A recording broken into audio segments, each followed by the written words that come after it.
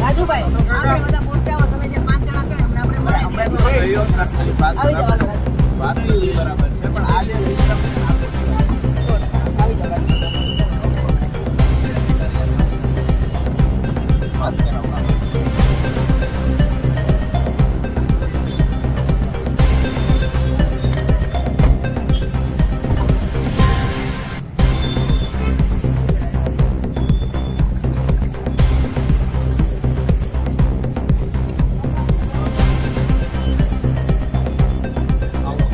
કેવલ ભાઈ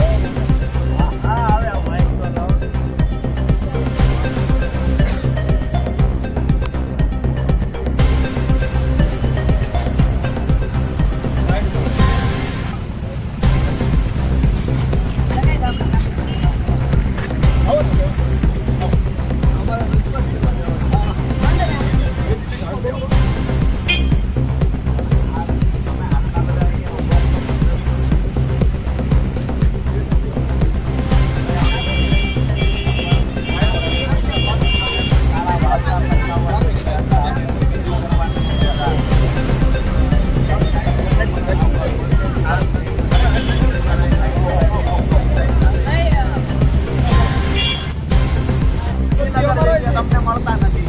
ગાંધીનગર વારંવાર સમય માંગીએ તો મળતા નથી.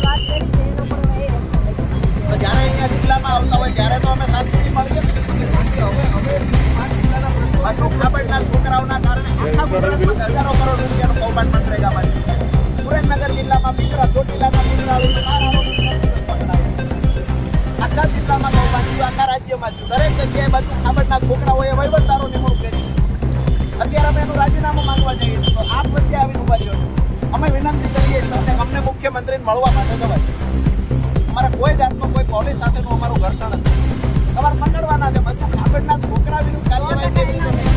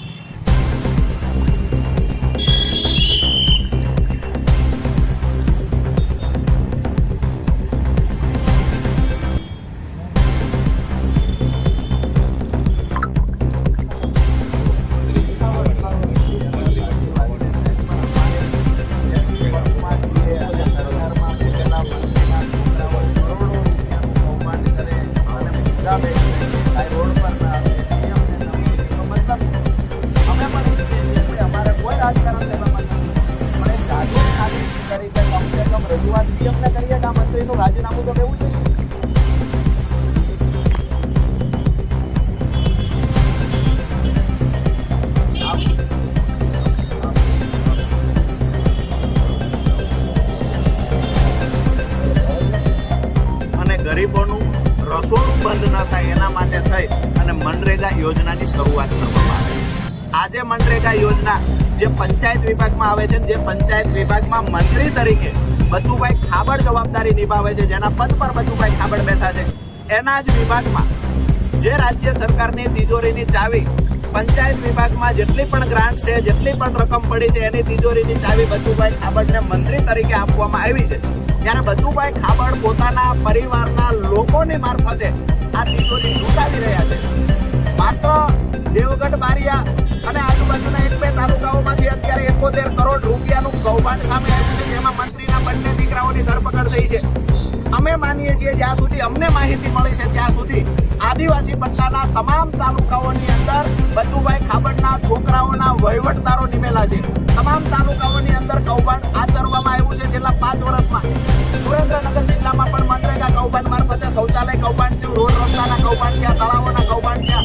છેલ્લે પીપળાણીમાં 2 દિવસ પહેલા 12 આરોપીની ધરપકડ કરવામાં આવી. એટલે કે રાજ્યવ્યાપી આ કૌભાંડ છે. જ્યારે જો આની ચોક્કસથી તપાસ થાય તો હજારો કરોડ રૂપિયાનું આ કૌભાંડ બહાર આવી શકે એવું છે. પરંતુ તંત્ર દ્વારા કૌભાંડને છુપાવવા, ઢાંકવાના પ્રયત્ન થાય છે. બચુ ખાબડના બંને દીકરાઓ ઉપર આક્ષેપ છે કરોડો રૂપિયાના કૌભાંડનો. છતાંય હજી બચુ ખાબડનું રાજીનામું લેવામાં આવ્યું નથી. ત્યારે આજે અમે જ્યારે ગાંધીનગર વારંવાર સમય માંગવા છતાં અમને મુખ્યમંત્રી દ્વારા કાર્યાલયથી સમય આપવામાં આવતો નથી, અમને મુખ્યમંત્રી મળતા નથી, તો આજે સુરેન્દ્રનગરના લીંબડીમાં જ્યારે મુખ્યમંત્રી આવી રહ્યા છે ત્યારે મુખ્યમંત્રીને જ્યારે અમે રજૂઆત કરવા જઈએ છીએ, અમે વિનંતીપૂર્વક રજૂઆત કરવા જઈએ છીએ, કોઈ રાજકીય વાત કરવા જતા નથી કે જેનો બાપ મંત્રી હોય એના દીકરા વિરુદ્ધ ગુજરાતમાં કયો અધિકારી તપાસ કરી શકે. ચોક્કસથી તપાસ બિલકુલ ના થઈ શકે. એટલા માટે બચુ ખાબડનું પહેલા રાજીનામું લેવામાં આવે, ત્યારબાદ જે તાલુકાઓમાં મનરેગા યોજના અંતર્ગત કામ થયા છે એમાં રેન્ડમલી ક્રોસ ચેક કરી અને આ કૌભાંડને ઉજાગર કરવામાં આવે. જી.